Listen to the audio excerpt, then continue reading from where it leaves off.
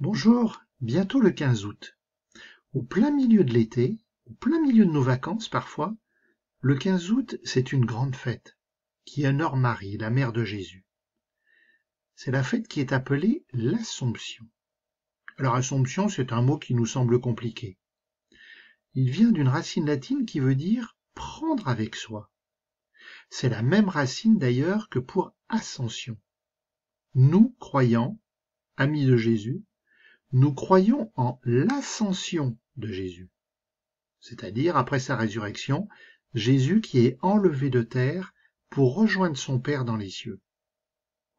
Et nous croyons aussi en l'Assomption de Marie, c'est-à-dire Marie qui est enlevée de terre pour rejoindre son Fils dans les cieux. Si tu vas à la messe, ce 15 août, tu entendras en première lecture un passage du livre de l'Apocalypse.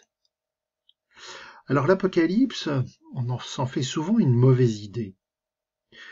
Dans l'esprit de beaucoup, on pense à la fin du monde. Quand il y a de grandes catastrophes, des tremblements de terre, des éruptions volcaniques, des grands feux de forêt, on entend parfois à la télé, dans les reportages, les témoins qui disaient « Oh là là, c'était l'Apocalypse !» Mais en fait, ce mot veut dire tout autre chose. Ce mot grec signifie la révélation. C'est un peu comme un rideau ou un voile qui cachait quelque chose et qui se déchire pour laisser en pleine lumière ce qu'il cachait. Le livre de l'Apocalypse a été écrit au 1er siècle pour réconforter des chrétiens qui étaient pourchassés et martyrisés. Le message de l'Apocalypse, c'est d'avoir confiance en Dieu, quoi qu'il arrive.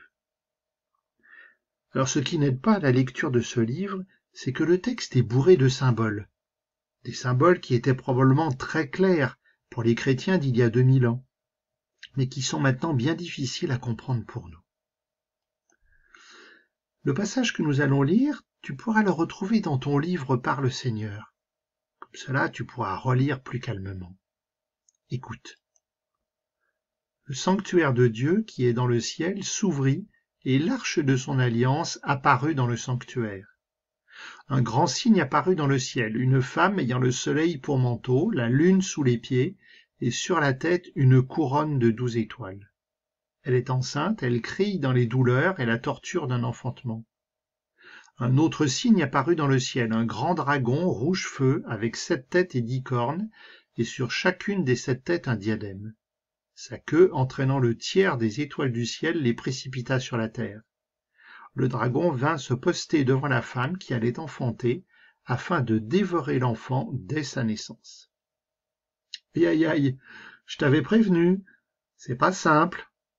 Alors reprenons. Tout d'abord, il est question de sanctuaire, d'arche d'alliance. Alors l'arche d'alliance, la boîte où étaient enfermées les 10 paroles de vie qu'avait reçues Moïse, ça fait bien évidemment penser au temple à Jérusalem. Mais là, le sanctuaire, c'est un sanctuaire dans le ciel, là où est Dieu. Il n'y a plus une ville particulière, un lieu précis où prier Dieu. On peut le faire n'importe où qu'on se trouve. Ensuite, il est question d'un premier signe, un symbole, une manifestation. Une femme. Une femme dont on nous dit qu'elle est enveloppée de soleil et qu'elle écrase en quelque sorte la lune. Le soleil, c'est la lumière de la vie, c'est la lumière de la résurrection. Et la lune, bien sûr, c'est la nuit, les ténèbres, la mort. Donc cette femme est le symbole de la résurrection de Jésus. Alors comme on nous dit que cette femme va donner naissance, eh bien sûr pour nous chrétiens, on pense tout de suite à Marie, la mère de Jésus. Mais cette femme qui n'est pas donnée, c'est surtout le symbole d'Israël, le peuple de Dieu, d'où doit naître le Messie. D'ailleurs, les 12 étoiles de la couronne correspondent aux 12 tribus d'Israël. Mais pour nous chrétiens, c'est aussi le symbole de toute la communauté des croyants en Jésus, c'est-à-dire l'Église. Alors on nous dit que cette femme doit donner naissance, mais un enfantement douloureux. Alors encore une fois, il ne faut pas se tromper. Ce n'est pas une naissance calme, la naissance de Jésus à Bethléem. c'est un enfantement douloureux. Et l'enfantement douloureux, ça nous fait penser bien évidemment à la mort de Jésus sur la croix. C'est une ouverture à la résurrection. Le deuxième signe, un dragon. Alors là, c'est plus facile à comprendre. Le dragon, la bête, dans le langage de la Bible, c'est le mal, la force qui s'oppose à Dieu. Les 7 têtes veulent dire qu'il est présent partout dans le monde. Mais par contre, 10, c'est un chiffre imparfait dans la symbolique des nombres. Donc les 10 cornes veulent dire que cette bête, cette force du mal, n'est pas invincible. Et le projet du dragon, c'est de dévorer l'enfant tout de suite, c'est-à-dire de rendre l'avenir, le salut, impossible. Or elle mit au monde un fils, un enfant mâle, celui qui sera le berger de toutes les nations, les conduisant avec un sceptre de fer. L'enfant fut enlevé d'auprès de Dieu et de son trône, et la femme s'enfuit au désert, où Dieu lui a préparé une place. Alors j'entendis dans le ciel une voix forte qui proclamait « Maintenant, voici le salut, la puissance et le règne de notre Dieu, voici le pouvoir de son Christ. » Alors tu as entendu, l'enfant sera le berger de toutes les nations. Le berger, le pasteur, on en entend souvent parler dans les évangiles. Jésus prend cette image pour se désigner lui-même. Et Dieu intervient. Dieu intervient sur l'enfant qui est enlevé jusqu'auprès de Dieu. Alors ça, bien évidemment, ça correspond à l'ascension de Jésus, après la résurrection. Et la femme qui est protégée au désert.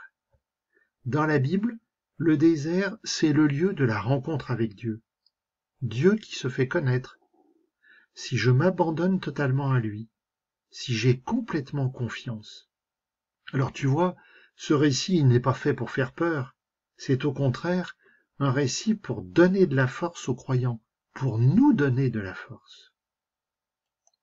En résumé, après la mort et la résurrection de Jésus, le dragon, le mal, est définitivement vaincu. C'est pas une bonne nouvelle, ça ?